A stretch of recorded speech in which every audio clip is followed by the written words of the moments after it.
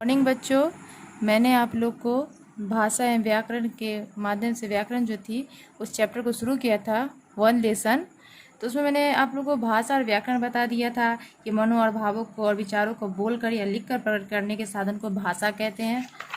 उसके बाद मैंने भाषा के प्रकार भी बता दिए थे, विश्व में बोलियां भी बता दी थी और व्याकरण भी बता दिया था कि व्याकरण के 4 है: वर्ण विचार, शब्द विचार, वाक्य विचार और पद विचार। इसकी भी व्याख्या मैंने उस वीडियो में कर दी थी। अब हम लिपि को जानेंगे। लिपि किसे कहते हैं?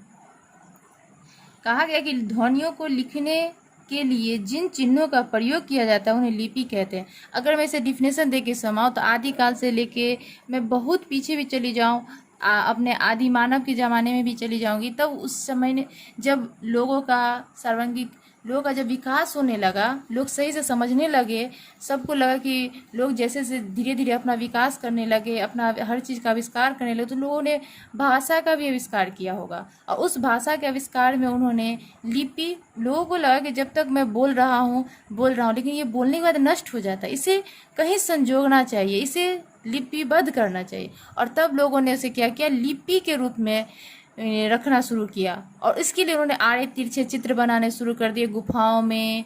तो गुफाओं के बाद ताम्र पत्तों पे, भोज पत्तों पे भिन्न भिन्न प्रकारों से लिपियों का प्रयोग वो करने के लिए उसे एकत्र करने लगे। लेकिन समय के रहते लिपि का फटसन, जैसे जैसे लोगों का विकास हुआ, मस्तिष्क का विकास, लोग विद्वान हुए, विद्वान होने के बाद लिपि का जो हमारा विकास हुआ देवनागरी लिपि के रूप में ढाला गया, जिसे आज मनोवैज्ञानिक ढंग से उसे प्रस्तुत किया गया है। कहा गया है कि देवनागरी लिपि ही एक ऐसी लिपि है जिसे मनोवैज्ञानिक रूप से पूर्णतः पुष्टि की गई है। तो लिपि में हम जानते हैं कि ध्वनियों को लिखने के लिए जिन चिन्हों का प्रयोग किया जाता है उसे लिपि कहते हैं। लिपि भाषा के लिखने का ढंग है। तब विश्व की समस्त भाषाओं की अपनी अपनी लिपियां हैं। भाषा और उनकी लिपियां, संस्कृत की देवनागरी है, कश्मीरी की देवनागरी है, नेपाली की भी देवनागरी ही है, जर्मन की रोमन है, उर्दू की फारसी है, कोंकणी की देवनागरी है, बंगाली का भी बंगला है, अंग्रेजी की रोमन है, फ्रांसीसी की रोमन है, पंजाबी की गुरुमुखी है। ये हमारी लिपि है। अगर हम वर्ग में होते तो इसका विस्तार से विवरण करते और इसके बारे में जानते, लेकिन हम वीडियो के माध्यम से पढ़ रहे हैं, इसलिए हमको बहुत संक्षेप में पढ़ना होता है। उसके बाद हम बोलियों को जानेंगे। भारत एक विशाल देश है, यहाँ अनेक प्रकार की भाषाएं बोली जाती, लेकिन इस विशाल देश के भिन्न भागों में अलग अलग बोली बोली जाती है। बोली का स्वरूप अपने अपने क्षेत्र में बदलता रहता है।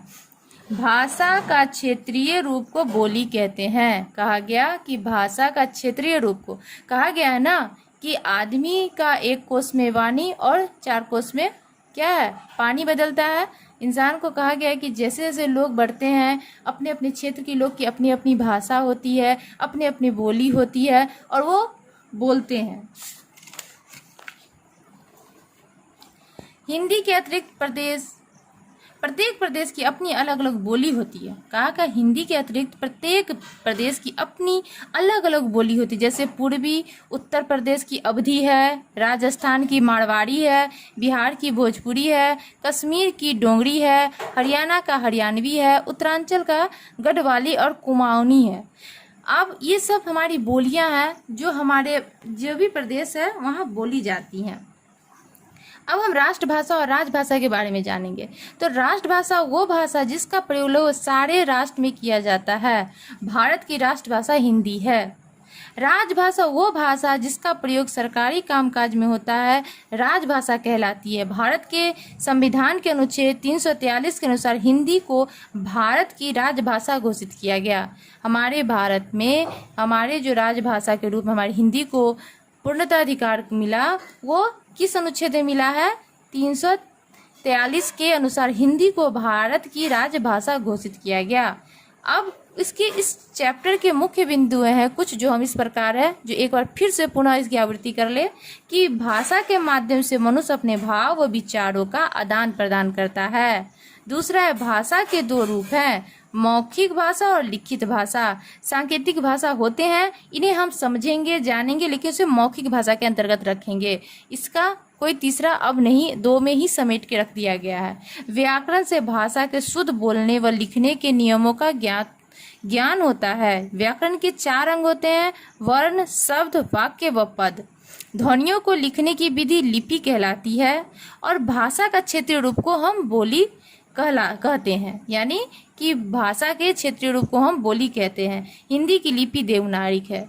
ये आपका ये चैप्टर था। मैंने जो पार्ट 1 में भी इसे पूरा पढ़ा दिया था और इसे भी दूसरा पार्ट में भी मैं इसे बना के भेज देती हूँ, आप लोग इसे पढ़ लेंगे। इसके बाद जो इससे बचे कुछ प्रश्न बनते हैं मैं उसे भी कुछ दिन में बना के आप लोग को भेज दूंगी। आप लोग उसे नोट कर लेंगे, समझने की कोशिश करेंगे। 1 से 2 बार व्याकरण है बच्चों। मैं कक्षा में अगर होती तो मैं आप लोग को इसका बहुत विस्तार से पढ़ाती, और कभी रूबरू होंगे तो हम इसे फिर से पुनः दोहरा लेंगे। तब तक आप लोग जो मैं वीडियो के माध्यम से भेजती हूँ उसे ही आप पढ़िए और समझने की कोशिश करेंगे और नोट भी तैयार करते जाएंगे। ठीक है बच्चों, अपना ध्यान रखेंगे और समय से अपने जितने भी अध्ययन हैं अपने स्कूल के माध्यम से जो भी आपको सामग्री प्राप्त होती है उसे आप पढ़ेंगे। ठीक है बच्चों, अपना ध्यान रखना। Bye, take care.